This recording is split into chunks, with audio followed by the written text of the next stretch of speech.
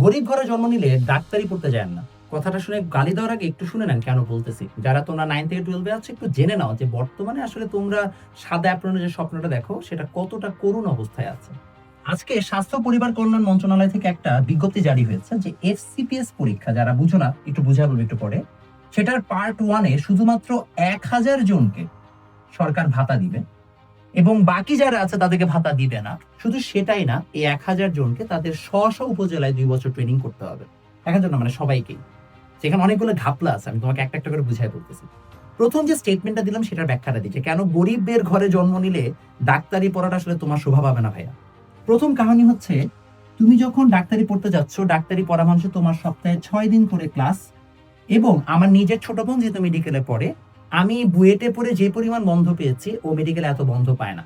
In fact ওদের প্রত্যেকটা ছুটির সময় 1টা 2টা দিন 3টা দিন ছুটি এক্সট্রা পাওয়ার জন্য রীতিমতো মানে ভিক্ষা চাওয়া লাগে যে প্লিজ স্যার ম্যাডাম আমাদেরকে একটু ছুটিটা দেন।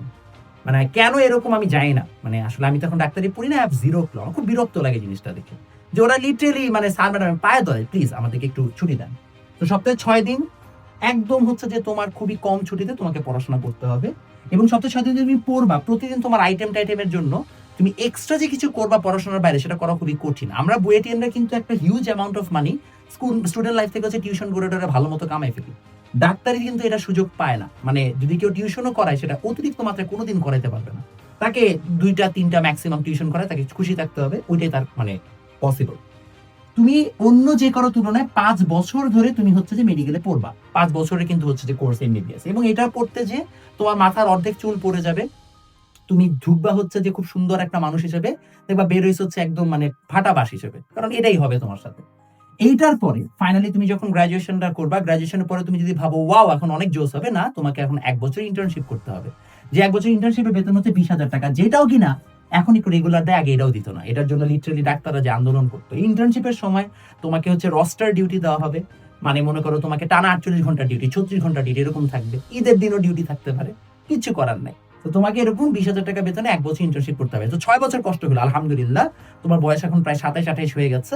6 বছর তুমি কষ্ট করেছো, সামনে বিয়ে শাদী করার এখন প্ল্যান করছো, আশা করি তোমার জীবনটা এখন উন্নত হবে। বাট ওয়েট ওয়েট, ইন্টার্ন ডাক্তারের কোনো দাম নাই। এর মানে তোমাকে এখন হায়ার ডিগ্রি নিতে হবে। হায়ার ডিগ্রি কি? হায়ার ডিগ্রি ক্ষেত্রে একটা খুব সুন্দর বাংলাদেশে একটা শর্টকাট আছে, সেটা হচ্ছে স্পেশাল বিসিএস। এই স্পেশাল বিসিএস দিয়ে তুমি হয়তো বা চলে যাবা, কিন্তু স্পেশাল বিসিএস এ সব সময় এত মানুষ নেয় না, এটা ভাগ্যক্রমে, এবং সবাই তো অফকোর্স বিসিএস হবে না।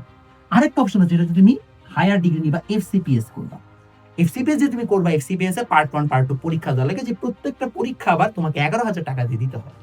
এই এফসিপিএস আবার 5 বছরের ডিগ্রি, এবং তুমি চিন্তা করো 5 বছর যদি সরকার তোমাকে ভাতা না দেয়, তা তুমি চলবা কিভাবে? তুমি কি এখন কি করবা?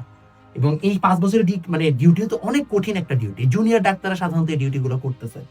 তখন কি হয় জানো? বেশিরভাগ মানুষজন যেটা করে সেটা হচ্ছে এফসিপিএস এর পাশাপাশি তারা পারলে কোনো একটা অন্য কোনো একটা হচ্ছে প্রাইভেট মেডিকেলে তার ইমার্জেন্সি ডাক্তার একটা হিসেবে তারা কাজ করে, এবং তারা এখান থেকে টাকা ইনকামের চেষ্টা করছে। চিন্তা করো, টোটাল হিসাবটা যদি করো, সরকার তোমার কাছ থেকে এবং স্বাস্থ্য পরিবার কল্যাণ মন্ত্রণালয় এই বিজ্ঞপ্তিটা জারি করার পরে তুমি যদি অ্যাভারেজ মানে ডক্টর হও, এর মানে হচ্ছে তুমি তোমার জীবনের অ্যাটলিস্ট 30 to 33 পর্যন্ত কোনো ইনকাম করা ছাড়াই, মেজর ইনকাম করা ছাড়াই তোমাকে চলতে হবে।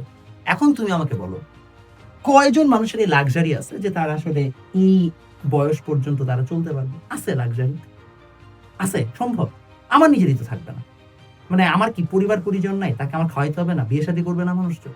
এই জন্য বলছি, তুমি যদি গরিব হও, তোমার বাপের যদি অনেক টাকা থাকে, যে কোনো সমস্যা তোমাকে 40 বছর পর্যন্ত মানে খাওয়াইতে পারবে বসে বসে বাসায়, বা তুমি ডাক্তারি পড়তে পারো, অনেক ভালো। 40 বছর পরে তুমি একটু ভেটারান ডক্টর হবা, ভালো ডিগ্রি টিগ্রি পাবা, তখন তোমার জন্য ভালো। বাট না হইলে আসসালামু আলাইকুম বলো, বলে বাবা অ্যাটলিস্ট এই সাদা অ্যাপ্রনের যে সুন্দর একটা ইলিউশন আছে এখান থেকে বের হওয়ার। আপনারা যারা ডাক্তাররা আছেন, আপনাদের মতো নির্লজ্জ বেহায়া কমিউনিটি আমি দেখি নাই। মাইর খাওয়ার পরে কিভাবে পরের দিন ডিউটি করতে চান? এই যে এগুলো হয়, আপনারা কেন আন্দোলন করেন না? করতে তো হবে। এখন আপনাদের পক্ষে আমরা কত আর কথা বলবো? নিজেরা রাস্তায় নামে, নিজেরা অ্যাটলিস্ট হচ্ছে যে এগুলোর বিরুদ্ধে আওয়াজ তুলেন। বিকজ যা শুরু করছে এটা আসলে কোনো হচ্ছে যে সিস্টেম হইতে পারে না একটা দেশে।